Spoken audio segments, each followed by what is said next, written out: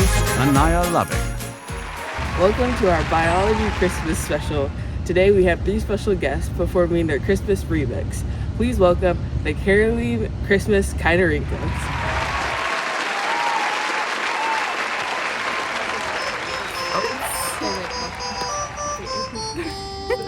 Crawling through the sand, 13 segments long. Kinorhyncha wiggling by so tiny but so strong. Hey, scallops on their heads, place to help them glide.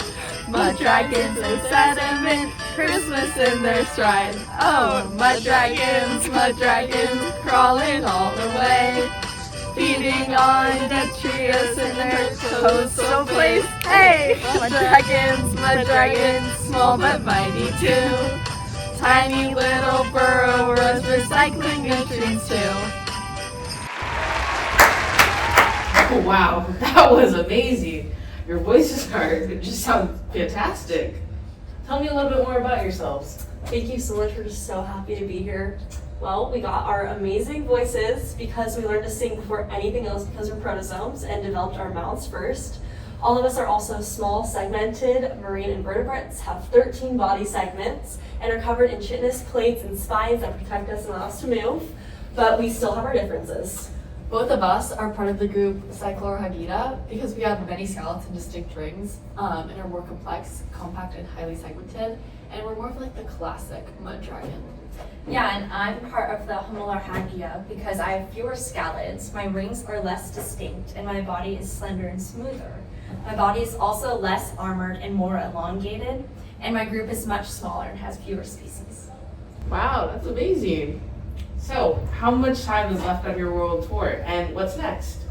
Well, we're going all around the world, so you can find us in shallow coastal sediments, pretty much anywhere. We don't really know how much longer we're going to go on tour because our longevity hasn't been studied yet, but we do have direct development and no larval stage, so we've been able to sing from juveniles to adults. But our band has been around for about 530 million years. Wow, that's a long time. So, I heard some rumors about you and another band of Kinorhynchas, the Candy Cane Kinorhynchas. Is it true? Yeah, we reproduce sexually and we fertilize internally, so the rumors might be true. Wow. So, a lot of people have been wondering, how do you guys get so fit? Can you tell us about that? Yeah, well, we suck food into our pharynx and eat bacteria or other organisms, but when I get full, we keep the food on our spines for later. We're also doing a lot of crawling for exercise by anchoring our spines into the sediment and contracting our body muscles. So, it's Christmas time, a time of giving. How do you guys give back to the community? So we really love to help humans because we break down their organic matter and we recycle their nutrients. We're a really big go green kind of. That's amazing that you guys like to give back to the community. This concludes the majority of our interview. Is there anything else you would like to add?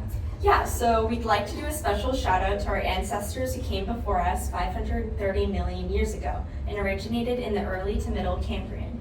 We think that they started this band from the Cambrian explosion. So the sediment changed and the previous marine worms we think came from needed to evolve to protect themselves from other predator bands. This led them to develop protective armor and spines. So our ancestors went through quite a journey so that we make it to a point to carry on their legacy. What an incredible legacy you guys are carrying on. Can you tell me more about the ancestors that came before you? Of course. Well, we have this phylogenetic tree that we made, and this is made of characteristics of like bands. Some of the characteristics measured are body cavity type, segmentation, and support system, just to name a few. As you can see, the tree shows that we are closest to mollusca and arthropoda, and at the bottom is the band porifera. We try to stay away from them though because they're a little too different from us because they're the outgroup. Yeah, and so the one downside to the tree that we made is that the characteristics we measured made some of the bands look similar, even though they weren't closely related. For example, because we Kinorhyncha are segmented and share traits like bilateral symmetry and simple organ systems, we look similar to arthropods and mollusks, even though these similarities evolved independently and don't reflect true evolutionary relationships. From the outside, we might appear closer to groups like mollusca and arthropoda, but other trees show a different relationship. On that note, no pun intended, we have a tree from literature that shows a more accurate relationship between all of the bands. This tree used 5S ribosomal RNA, which means it's more accurate since it relies on genetic information. This tree shows that our sister taxa are Priapolita and Loricifera. However, it is similar to our tree in that it has a peripheralized outgroup. At the end of the day, even with all this information from our literature tree, we don't know who our shared common ancestor is, but hopefully we can discover them soon. Wow, thank you all for the great information. Well, it was great to have you on the show and learn more about you guys. It was a pleasure. We'd just like to give a shout out to our production crew for helping us make this happen. Thank you, Jeffrey Go, Dr. Bennett, Dr. Willette, and the LMU Seaver College of Science and Engineering, and our entire Biology 1110 lab class.